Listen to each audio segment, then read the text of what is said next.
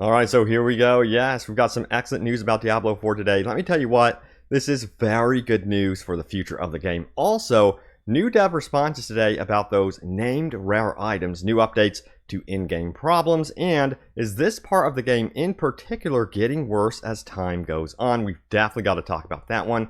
Plus, are you feeling sleepy while playing Diablo 4? Well, here's why and what Blizzard can do to address the problem. We'll dive into that as well, but let's get straight into this one right here. It says, PS Store sales charts, Final Fantasy 16 can't stop Diablo 4 from June #1. Let me tell you what, this is fantastic news. Of course, Final Fantasy 16 has been a heavy hitter, extremely popular. In fact, for exclusives in terms of PS5 games, it is the fastest selling PS5 exclusive ever, which is saying something.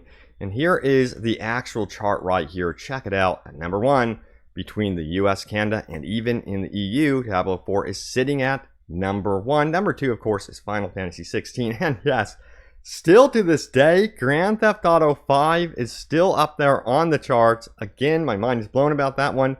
If you guys want a GTA 6, just don't buy Grand Theft Auto 5. That's what I gotta say about that one. But anyway, we're talking about Diablo 4 here. So yeah, let's get into some of the official dev responses here. So we are headed on to Twitter. So we have Raven who says, since 1.04 dropped, named rares have not had a 100% drop rate. Is this intentional? So this is a great discovery, I guess you would say. Now, Adam Fletcher did highlight some patch notes. Says this, rare items that are guaranteed drops from specific rare enemies have had their sell price increase so that their reroll price will also be closer to other items of similar strength. Now, these items will still generally have a lower sell value and inherently reroll cost than other rare items of similar item power. Now, this is where it gets interesting. It says, these items are also now no longer a guaranteed drop and have been adjusted to a 33% going forward. So there is the answer on that one. If you're kind of scratching your head, wondering, hey, why isn't this named rare dropping for me? I don't understand. That is the actual reasoning right there. All right, let's keep going, shall we? So we have this one right here from Taco Hell Smell. It says, Scroll of Escape still doesn't trigger on disconnect. My internet dropped, and when it came back on, my character was dead. You guys are really not doing enough to fix this game. The amount of bugs alone is enough to make people want to quit playing. And if we scroll down here to Adam Fletcher, he does confirm, we have said this function hasn't made it into the game, but will be in by Season 2. So that is extremely noteworthy right there. We've got to get through Season 1 before that feature will be added in there for you hardcore players. I do wish it was available right now. Now, next up, we have this one, make it make sense. And as you can see, he highlights here when he is over the node or in the Paragon board, it tells you the requirements here of this rare node, and he meets all the requirements, yet it's still telling him, hey, you aren't meeting the requirements, so it doesn't make any sense whatsoever. Now, if we scroll on down here, of course, we have a reply from Adam Fletcher who says, known bug will be addressed shortly after Season 1, since we are in release candidates for Season 1 already. It's due to plus stats not triggering. So this is going to be fixed in Season 1. So that's good to know. Can't believe it's even a problem. So weird that that is happening. So at least you can have a sigh of relief and know going forward that that is going to be adjusted very, very soon. All right, so we have Saint Zorton who says this, I can't seem to fix the stuttering and lag issues I am getting on PC. Have followed all videos and reduced settings, etc. to no avail. And it seems to be getting worse. Any ideas? And we scroll down here from Adam Fletcher. It says, a few things. We have a memory leak issue that should help with Season 1. Team seems to also have identified an item that can help out with these symptoms a little post Season 1. So it sounds like there's a mix of issues going on here. But we should have some sort of band-aid fix, I would call it that, for this memory leak issue with Season 1, that Season 1 patch, which is going to be happening July 18th. And shortly after Season 1 does release, there seems to be some sort of other PC performance fix that will also be coming up. I'll keep you guys in the know when that actually drops as well. All right, so next up, we have this one right here. So this is the official Diablo Twitter account. It says the season of the Malignant is almost here. Here's what you need to know for July 20th. And this is cool. I wanted to highlight what the Malignant Hearts are actually going to be called here. So we have Devious, Vicious, Brutal, and Wrathful. And of course, we're going to be getting new legendary aspects, new unique items, new boss battle among the seasonal journey rewards, as well, as you can see right here. Now, when it comes to exploring these Malignant tunnels, I hope that they don't have a bunch of objectives in them like they do currently in the Nightmare Dungeons. Man, that would be such a pain. So I'm hoping that they do some test runs on the community, I guess you would say, where they aren't doing any sort of objectives within the Malignant tunnels, making them a lot of fun to play, and then maybe based on that feedback with what they're doing with Malignant tunnels, they adjust Nightmare Dungeons going forward. So crossing my fingers if that's actually the plan here. We'll see what happens. All right, so let's get into what's going on within the Diablo 4 community as well. So check this out right here.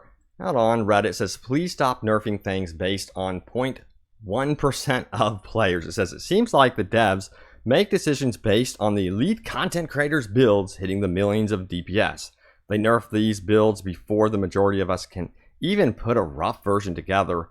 Level 85 Druid here, no Tempest Roar. Not everyone plays all day, every day. I understand power creep can be a problem.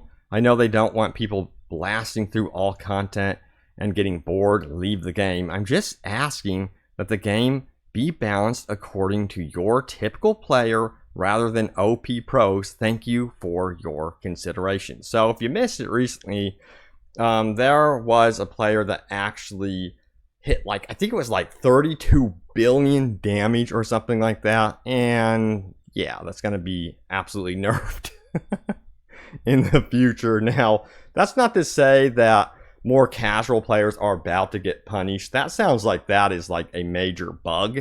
And that one particular thing most likely would not be achievable by your average player base anyway. So yeah, Blizzard has come out and confirmed that yes, we are in fact going to be nerfing that sort of thing. I guess you would call it a nerf. Me personally, that's going to be a fix. But there are some worries. I do get the worries about nerfs. I've always said in previous videos, even before Diablo release, that nerfs are going to be the most controversial thing out of everything, even like, you know, versus buffs. Because at least with buffs, you feel like you're, oh, I'm being rewarded. But nerfs, they feel punishing, especially if you put together and really crafted a build that you love. So yeah, going forward, Blizzard has to be especially careful with what they do with nerfs. And yeah, they have confirmed that nerfs are coming up here with that upcoming July 18th patch. At the same time, we are going to be getting those buffs, but man, I'm kind of curious to see what these nerfs are going to be, if the community is going to be pissed or not. Oh boy, we're going to be finding out. All right, so next up we have this one. Is it just me, or is this getting worse? And he highlights, of course, here the notifications and chats mentioning that you have network play, cross-network play enabled, and may encounter other players, etc. Now, there's also another issue cropping up with this as well. You might have noticed some like spam accounts in your messages at times trying to offer you gold and what have you. Now, we have some comments here from Blizzard. Check it out right here. This comes from Mike Barra, who says, we had a bug in UI where users could see the full battle.net IDs and spam them in Diablo 4. Wow, that's not good. Says, I'm sure some of you have the buy, sell, gold spam messages. It's been fixed and will take a bit to weed it to the bad players. Mainly JFYI communication on this. We know it's annoying. So that is going to be fixed steadily as time goes on. And hopefully they can adjust the chat as well in the future. Sometimes I would like to be able to just completely shut it off. I think there's an option to do that, but yeah, good to know that they have actually, looked into it, and it seems like it might take a little bit of time to actually address the issue entirely, but it's being worked on. All right, so next up we have this one right here. We have, if you feel sleepy playing this game, the zoom in is why, and it should be fixed. It says, think about any game you've played where you felt tired and possibly fell asleep. One would assume it would be games like Stardew Valley, mobile games, even SNES versions of RPGs. etc. This is due to a form of highway hypnosis induced by long periods of fixed perspectives. This is fascinating. Now, if you keep scrolling down, it says, your brain's number one job is threat assessment, but it's still just the brain of a genetically superior monkey, only a few thousand years separated from having lions and bears. As a concern as heavy as your current rent payment, as such, it will constantly modify resource allocation based on its perceived safety level. In other words, if your brain feels safe, sees the same thing occurring repeatedly at the same rate, at the same perspective, it will convince you to fall asleep to save energy, especially at night. Even if you normally go to bed hours later on every other night, you may have already found yourself asleep in your gaming chair, waking up to a grumpy girlfriend wife who thinks your relationship is collapsing. Nope, Blizzard is literally hypnotizing you. Your mileage may vary on this as an excuse. Now it says, pay attention the next time you're feeling a little sleepy and then use your mount in-game. You'll notice that you'll perk right up just a little bit as your character picks up speed, but it's also and primarily due to sudden perspective shift when the game zooms out, even the slightest bit. Your brain wants to stay awake, and all those impotent urges you have had to zoom out a tad for some basic off-screen threat assessment is your brain's natural pattern of risk aversion. When your brain is prevented from doing this, however, it gets bored, and when it gets bored, even with the constant threat of corpse bows, it makes you sleepy. This is why, despite driving at 70 miles per hour in your car on the highway, your brain can still convince your body that a nap is a smart move. You know, it's a bad idea. You're just a stupid Nova primate, and your autonomous nervous system will always pull rank when it feels like you're just being a dumb animal resisting a basic need like sleep.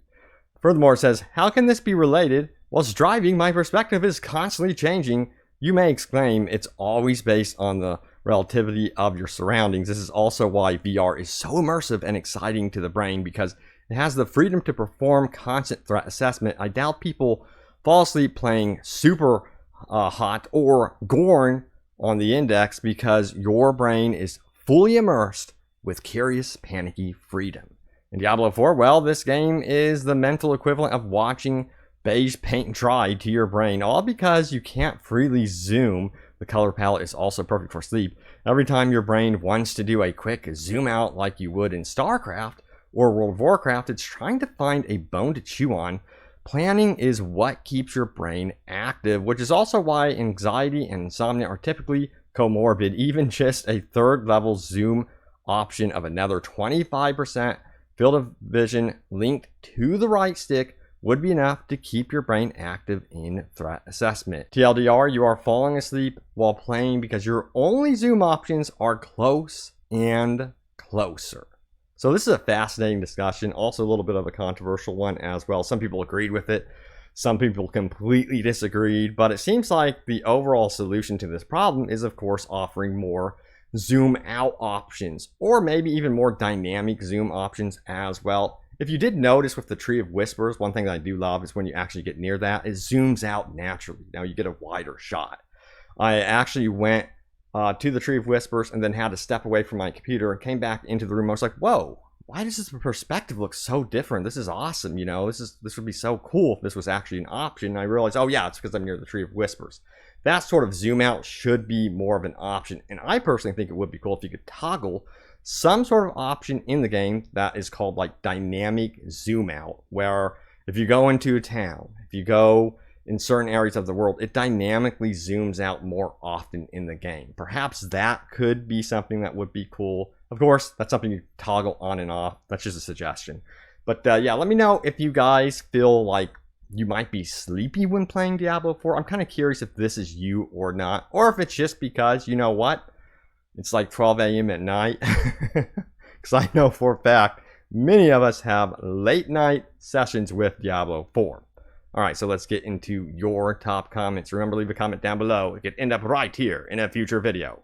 So let's do this. My most recent video was this one right here. It says, it's official, more nerfs, unique drop rate, update, bigger seasons, and more. So let's scroll on down, see what you guys had to say. So it says, Nerfing isn't a problem when your classes, at their core, are well done and kind of balanced. Total balance is and always will be work in progress, but this isn't the case here. Top classes are at the top because of exploits on aspects or broken mechanics of certain skills. Also, 90% of skills on the majority of classes, probably all except rogues, are useless and never picked. Looking at you, Necromancer, Blizzard should really look at their classes, work on them a lot actually, before smashing heads with the Nerf bat. People won't deal with this for multiple seasons, my 2 cents. Yeah, you know, and the plan is in the future, and they've been vocal about this, is they actually want to kind of revisit the classes at some point,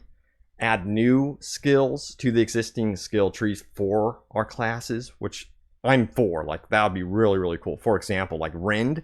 I love Rend for Barbarian. I would love for them to expand that into something even more. I think that would be neat, either through aspects or something else. They could do a lot here.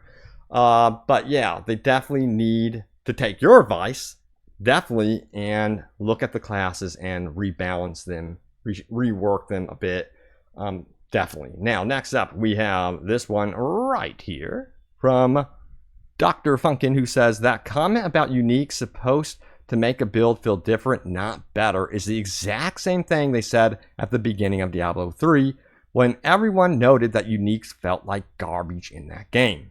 They ended up having to buff and re-itemize everything in that game to make them fun and interesting. It's like all the institutional knowledge they had from Diablo 3 and the expansion was tossed in a dumpster. And they are making the same mistakes again when they really didn't have to. A real unforced error. I don't get it. Like, again, yeah.